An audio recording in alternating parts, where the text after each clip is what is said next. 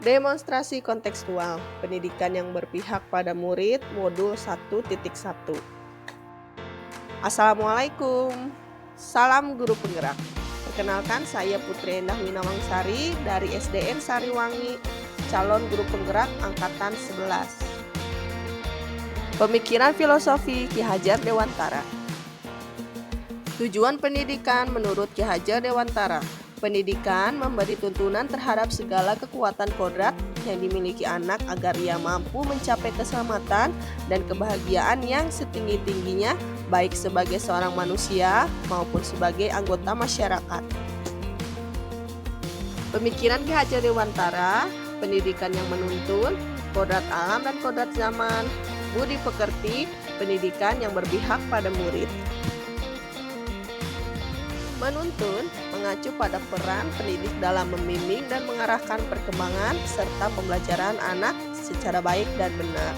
Dalam proses menuntun, anak diberi kebebasan, namun pendidik sebagai pamong dalam memberi tuntunan dan arahan agar anak tidak kehilangan arah dan membahayakan dirinya.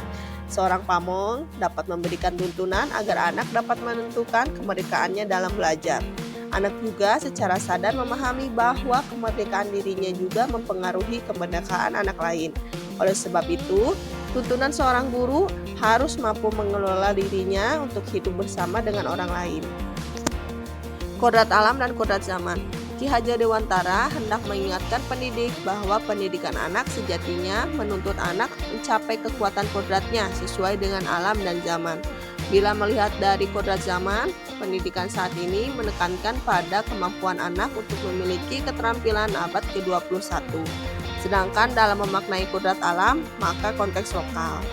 Karena pendidikan sejatinya untuk menumbuhkan manusia yang utuh dan seimbang.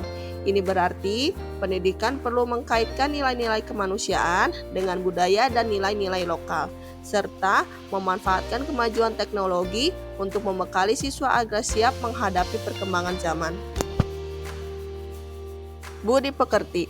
Menurut Ki Hajar Dewantara, budi pekerti merupakan perpaduan antara gerak pikiran, perasaan, dan kehendak atau kemauan. Budi pekerti juga dapat diartikan sebagai perpaduan antara cipta, karsa, dan karya.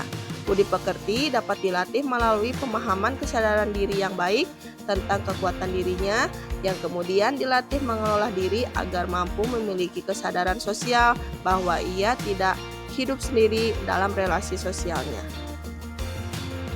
Pendidikan yang berpihak pada murid. Ki Hajar Dewantara menitikberatkan pada beberapa prinsip utama yang mengedepankan kesejahteraan dan perkembangan optimal murid sebagai individu. Ki Hajar Dewantara menganjurkan pendidikan yang melibatkan murid secara aktif dalam proses belajar mengajar. Guru diharapkan menjadi fasilitator yang membimbing dan menginspirasi murid untuk mengeksplorasi dan mengembangkan minat serta bakat.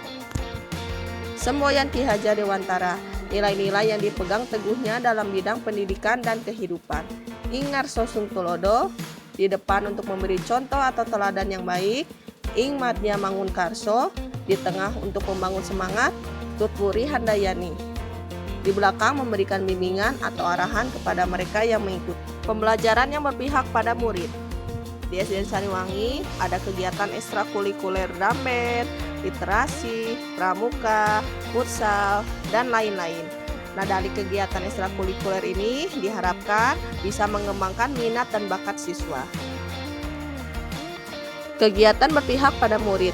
Pembelajaran di kelas dilaksanakan dengan berbagai kegiatan yang bervariasi.